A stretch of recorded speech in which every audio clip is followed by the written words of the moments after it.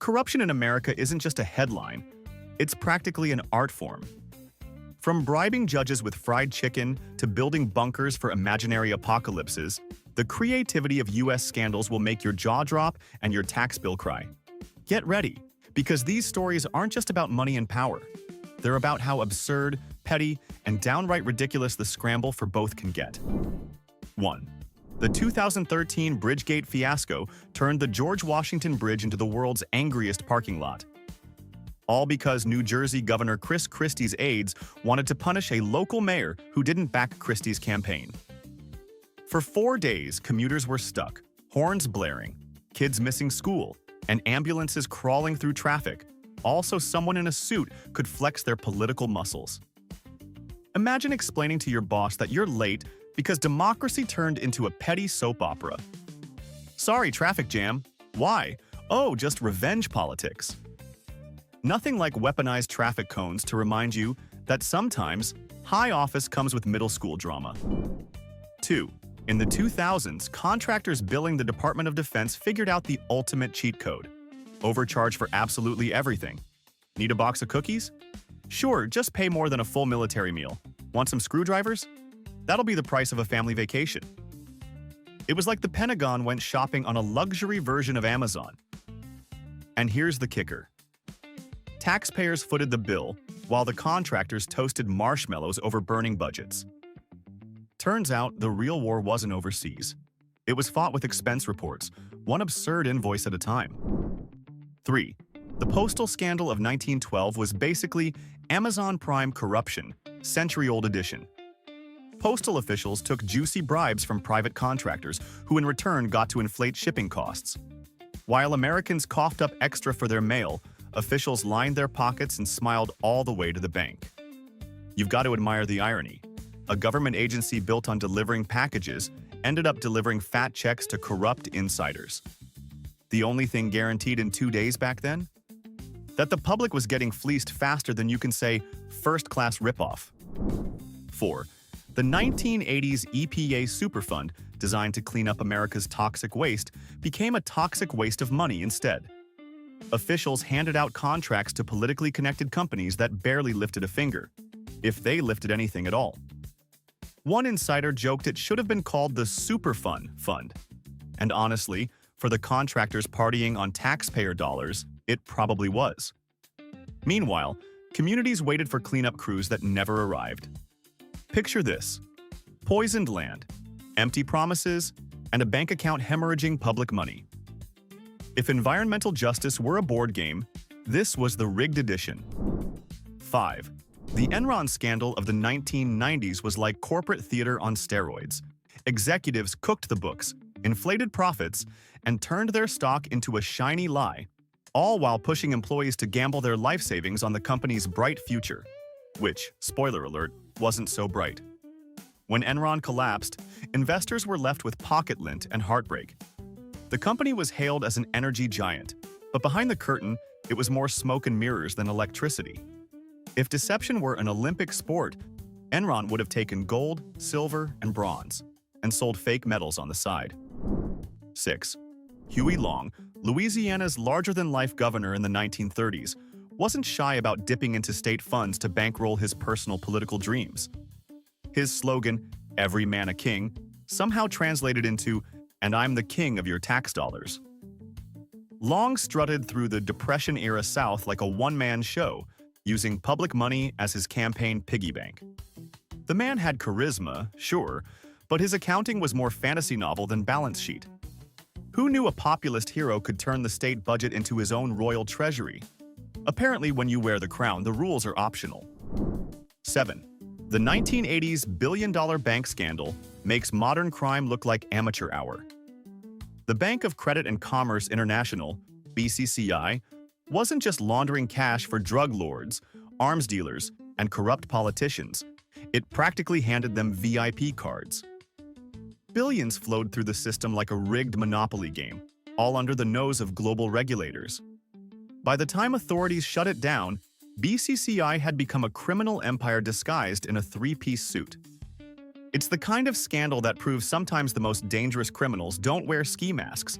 they wear ties and offer you coffee during your audit. 8. In the late 2000s, New Mexico taxpayers unknowingly financed the most pampered pooches on the planet. A governor greenlit a state-of-the-art dog park, complete with a canine spa, gourmet dog buffet, and, yes, a miniature golf course for Fido. Officially, it was to boost tourism.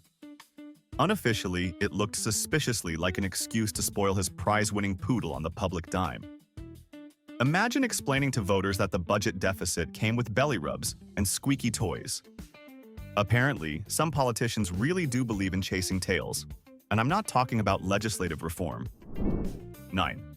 The solar panel scandal of the mid-2010s was a masterclass in eco-friendly grifting. A southwestern state rep passionately pushed green energy laws, handing out generous tax breaks for solar panel installations. What he didn't mention, he owned a fat stake in the region's biggest solar company. Predictably, the profits rolled in, for him, not the taxpayers. Renewable energy's reputation took a hit, and lawmakers scrambled to patch ethics rules. It's one thing to champion the planet, another to use it as your personal ATM. Turns out, even sunshine isn't free when politicians are involved. 10. The Teapot Dome. Scandal of the 1920s set the gold standard for political corruption, literally. Secretary of the Interior Albert Fall quietly leased government oil reserves to private companies in exchange for a personal fortune. When the scheme unraveled, Fall earned himself a prison sentence and a permanent spot in the Corruption Hall of Fame. It was the first time a cabinet official went to jail, proving that if you're going to sell out public resources, you'd better budget for legal fees. America learned one thing. When the government starts brewing oil deals in a teapot, it's time to duck. 11. San Francisco in the late 1800s turned the phrase "ghost town" into a payroll strategy. City officials padded the books with fake employees, street sweepers who never existed, yet somehow made more than the real ones. It was like an early experiment in virtual reality, except with taxpayer dollars vanishing into thin air. While citizens paid for clean streets, phantom workers cashed in. Who needs haunted houses when you have haunted ledgers? It's proof that even in the Wild West, the wildest thing was often the city budget. 12. The 1990s brought New York City a real estate scam so absurd it could have been scripted for late-night comedy.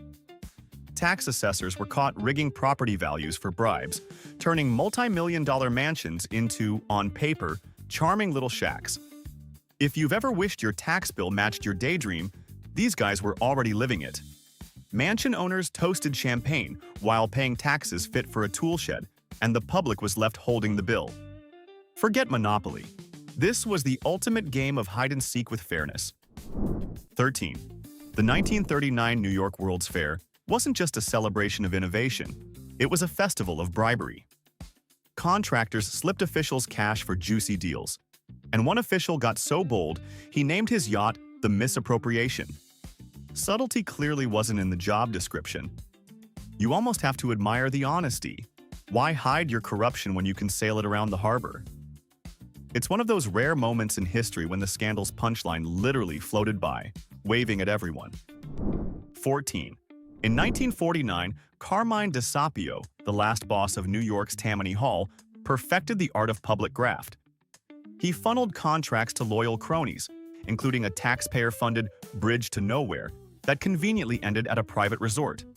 Because why stop at paving roads when you can pave a VIP entrance to luxury? DeSapio turned public service into an exclusive club and left taxpayers footing the bill for a shortcut they'd never use. It was infrastructure with benefits. But only if you were on the guest list. 15. In 1980s Miami, public works corruption reached such absurd levels it practically qualified as performance art. Officials lined their pockets with bribes from construction companies, approving projects so shoddy even a Lego set had better structural integrity. One highway infamously cracked clean in half after just a year, turning into the world's most expensive jigsaw puzzle on the taxpayer's dime. Drivers didn't need a toll pass, they needed hazard pay. It's a miracle the city didn't market it as a tourist attraction. Come see the highway your taxes built, briefly. 16. The 1980s savings and loan crisis was the ultimate mashup of greed, incompetence, and gold-plated ridiculousness. Bank executives like those at Lincoln Savings and Loan lived like rock stars, splurging depositors' money on private jets, luxury estates, and even gold-covered furniture. When the whole scheme collapsed, taxpayers were left bailing out the mess to the tune of $124 billion. Imagine paying for someone else's champagne bath and still getting stuck with a cold shower. Wall Street had a meltdown, and Main Street got the bill. 17. Chicago's mid-20th century Democratic machine didn't just rewrite election rules, it practically invented zombie politics. One election famously racked up more votes than the city had residents. Turns out, in Chicago, death was no excuse for civic disengagement. Cemetery residents were shockingly enthusiastic at the polls, and politicians mastered the art of shaking hands with the living and the less so. It wasn't voter fraud, it was a full-blown seance disguised as democracy. Who says politics can't be supernatural? 18. In 2009, lobbyist Kevin Ring tried to argue that bribing public officials with luxury sports tickets, fine dining, and spa days wasn't corruption. It was just being generous. Nice try, Kevin. The jury, however, didn't buy the Santa Claus defense, and neither did taxpayers who realized they were picking up the tab for five-star meals and courtside seats. Ring's generosity came with strings attached, and when those strings snapped, they wrapped around his career like a noose. Generous? Sure, just not in the way voters appreciate. 19. The 1883 diamond necklace scandal turned the Gilded Age into the Blinged Age. Politicians lined their pockets and their wives' necks with bribes disguised as jewelry. One senator's wife even flaunted her payoff at a public ball because apparently subtlety was for peasants. Nothing screams innocent like accessorizing your corruption. Forget smoke-filled rooms and shady deals. In this case, the evidence sparkled under the chandeliers for everyone to admire. If you're going to sell your influence, why not do it in style? 20. The 1997 Whitewater affair wasn't just a messy real estate deal. It was a political circus complete with cover-ups, sketchy loans, and disappearing documents that made Watergate look almost tidy. The Clintons' failed land investment spiraled into a scandal so tangled, even conspiracy theorists needed a flowchart. It wasn't just about what went wrong. It was about what conveniently vanished when investigators came knocking. Sometimes in politics, it's not the skeletons in the closet that get you. It's the paperwork you pretend never existed. 21. The 1920s Veterans Bureau scandal under President Warren G. Harding was corruption at its cruelest. Charles Forbes, the Bureau's head, embezzled millions meant for wounded veterans, even selling off government hospital supplies for personal profit. While veterans struggled for basic care, Forbes wined and dined on their sacrifice. It was the kind of betrayal that made public service feel like a sick joke. If karma exists, you'd hope Forbes is still explaining himself in the afterlife, preferably to a very long line of angry veterans. 22. The Pentagon's infamous $600 toilet seat from the 1980s became the ultimate symbol of government waste. But here's the kicker. That sky-high price wasn't just about bathroom hardware. It was a cover for funneling money into secret military projects and, conveniently, private bank accounts. So while taxpayers imagined soldiers sitting on golden thrones, the real action was happening behind closed doors. Talk about flushing money away, literally. Somewhere, an accountant was probably laughing every time a plumber showed up, wondering why a toilet seat cost more than a used car. 23. Boston's Big Dig was supposed to be a marvel of modern infrastructure.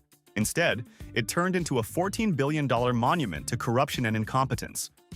Contracts ballooned, materials fell apart, and the pièce de résistance?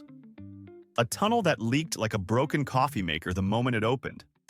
You'd think after spending more than the GDP of some small countries, they'd at least manage waterproofing. But no, Boston got a soggy, overpriced maze that became the punchline of every late-night show. Taxpayers weren't just robbed, they were soaked. 24. In late 2010's Ohio, a school superintendent decided administrators needed segways. Lots of segways. His argument? They were essential for patrolling campuses efficiently. Reality?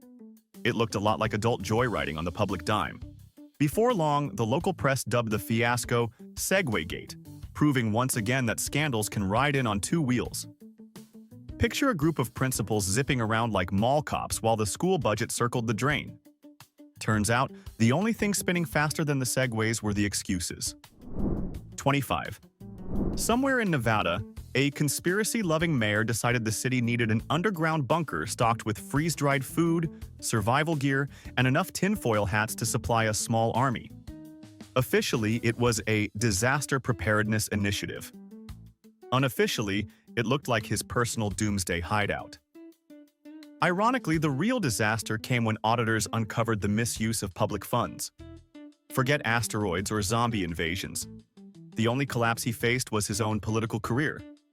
Preppers always warn about the end, but in his case, it came with a budget report. 26. The whiskey ring of the 1870s was a boozy masterpiece of corruption. Government officials and distillers joined forces to dodge liquor taxes, pocketing millions in the process. And when they got caught, they did what any self-respecting 19th century crooks would do. They tried to bribe their way out. Because nothing says, "We're sorry," like offering a little extra cash to the people investigating you. It's almost charming in its predictability. Steal, scheme, get caught, bribe, repeat. Cheers to consistency. 27. During Prohibition, some San Francisco customs officials found a creative way to smuggle alcohol by hiding it in coffins. Yes, nothing screams low profile like a hearse packed with moonshine. The scheme was so bold it was almost admirable, if not for the whole massive federal crime part. Imagine the double takes from funeral workers when the casket sloshed. It was the kind of operation that made you wonder whether they were smuggling liquor or staging the weirdest resurrection of all time. 28. In the late 1800s, Congressman Oakes Ames perfected the "everybody's doing it" defense when caught bribing colleagues with railroad stock. His logic? Why take the fall when you can drag the whole playground down with you? Ames didn't just spread around money, he spread around guilt, arguing corruption was basically a team sport in Congress. It was the political equivalent of telling the teacher, "But the whole class cheated." Except instead of detention, it nearly collapsed the public's trust in government. 29. In Oregon, a city council member with a flair for the eccentric decided public funds were best spent transforming the city hall attic into an owl sanctuary. Why? Because, according to him, owls would bring the town good luck. Instead, they brought an invasion of rodents, mountains of droppings, and, unsurprisingly, an official investigation. Turns out, wisdom may be the owl's domain, but financial judgment? Not so much. The only thing this scheme attracted was taxpayer outrage and a whole lot of pest control bills. Who knew city government could double as a wildlife experiment gone wrong? 30. The 1940s in Kansas City were basically an extended episode of The Sopranos, but with official minutes. The mafia had such a grip on local government that city council meetings were held in mob-owned nightclubs. Picture politicians discussing zoning permits over martinis while jazz bands played in the background. Decisions were made between rounds of bourbon, and you can bet city contracts flowed smoother than the whiskey. What could possibly go wrong? Well, everything. It's hard to focus on civic duty when your debate partner is packing a concealed weapon. 31. Jack Abramoff wasn't just a lobbyist, he was practically a one-man corruption empire in the early 2000s. Bribery, fraud, luxury trips, it was all on his menu. One of his most outrageous acts, charging a Native American tribe over $85 million for lobbying help. That's not cultural exploitation, that's cultural daylight robbery. Abramoff turned influence peddling into an art form, but when the House of Cards collapsed, it left a trail of broken trust and a lobbying industry that's still trying to scrub off the scandal's stink. 32. The Aldrich-Vreeland Act of the 1940s gave a select circle of bankers the power to control America's money supply during World War I. And boy, did they seize the moment. With the stroke of a pen, they manipulated currency flows, inflated prices, and raked in personal profits while everyday Americans faced skyrocketing costs. It was less helping the war effort and more profiteering with a patriotic excuse. Some historians call it the birth of modern financial oligarchy. Others just call it a masterclass in legalized looting. 33. The Kids for Cash scandal out of Pennsylvania in the 1990s is corruption at its most grotesque. A judge took bribes from juvenile detention centers to keep their beds filled with actual children. Petty infractions turned into jail time, all to keep the money machine running. Forget cynicism. This was pure horror dressed up in a black robe. When news broke, it shattered public trust and reminded everyone that when corruption touches the justice system, the damage runs deep. And sometimes, it has the smallest victims. 34. In 2003, the New Jersey Turnpike Authority turned drivers' toll money into a government employee playground.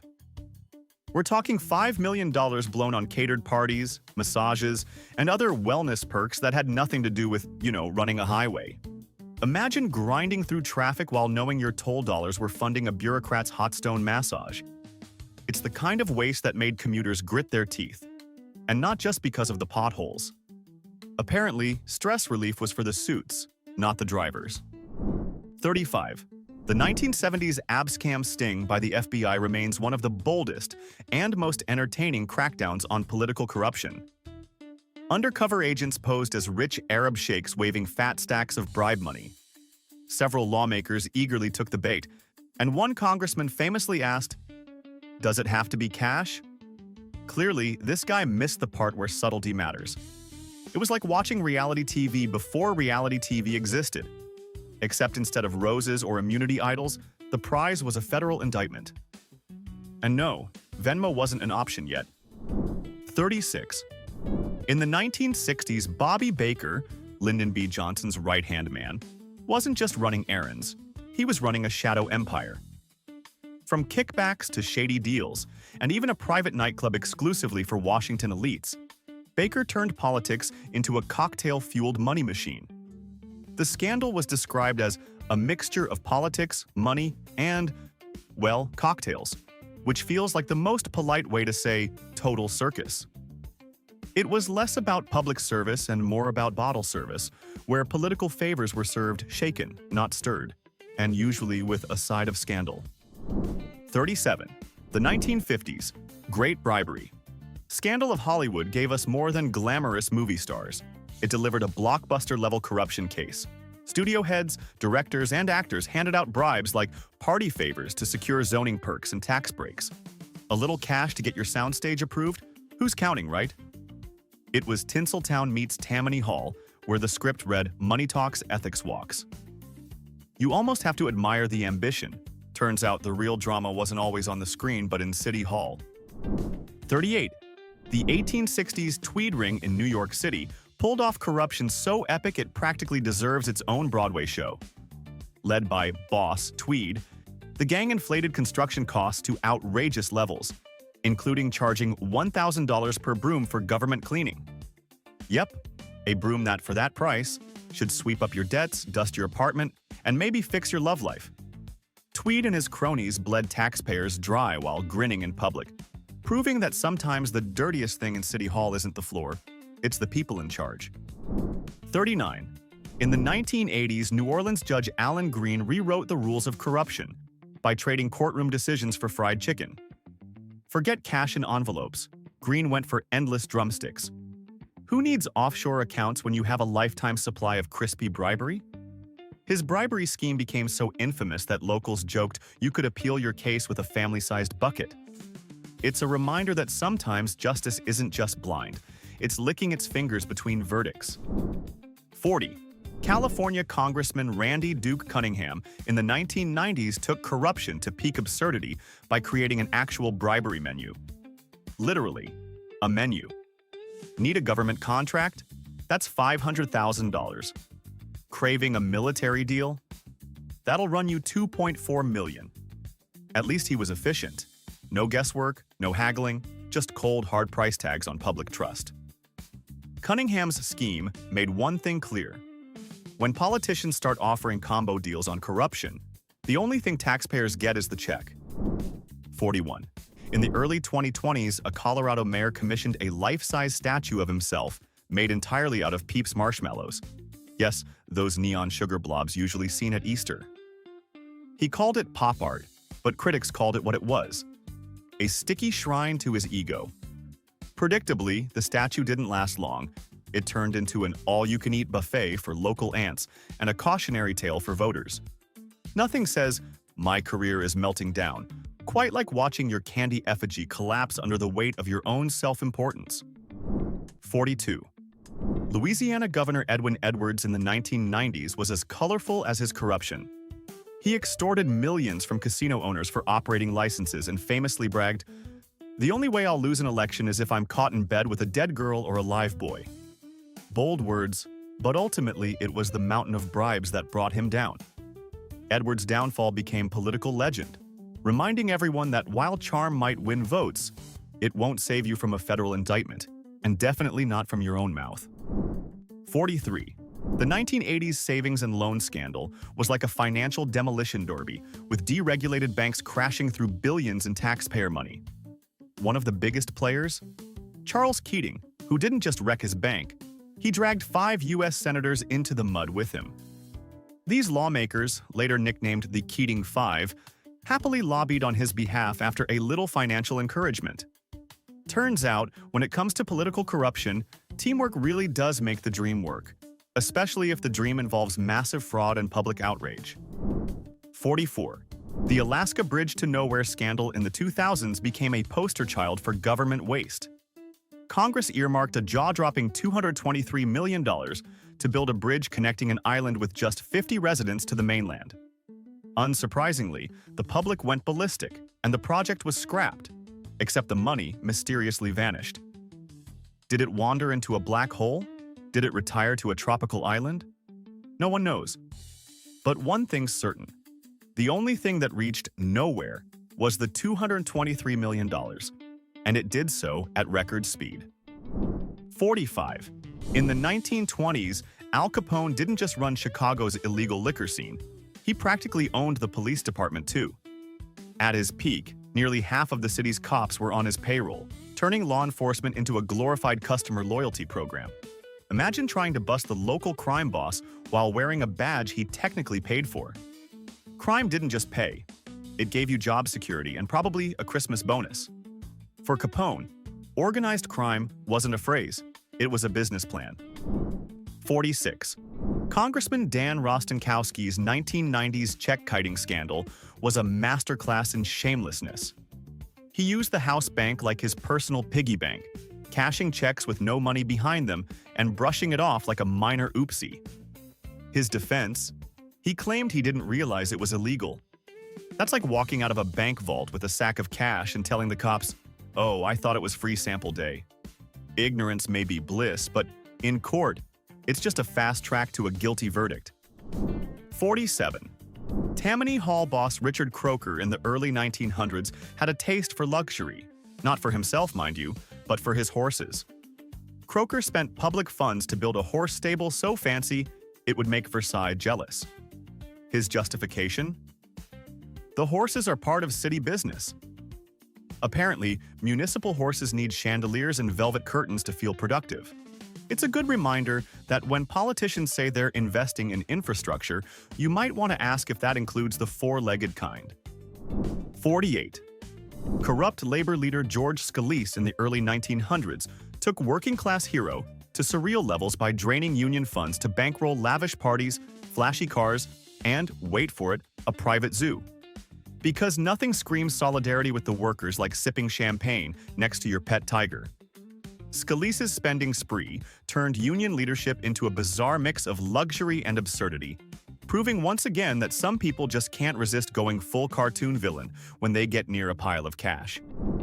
49. The 1989 HUD scandal at the Department of Housing and Urban Development showed just how easily public money can disappear when ethics leave the room.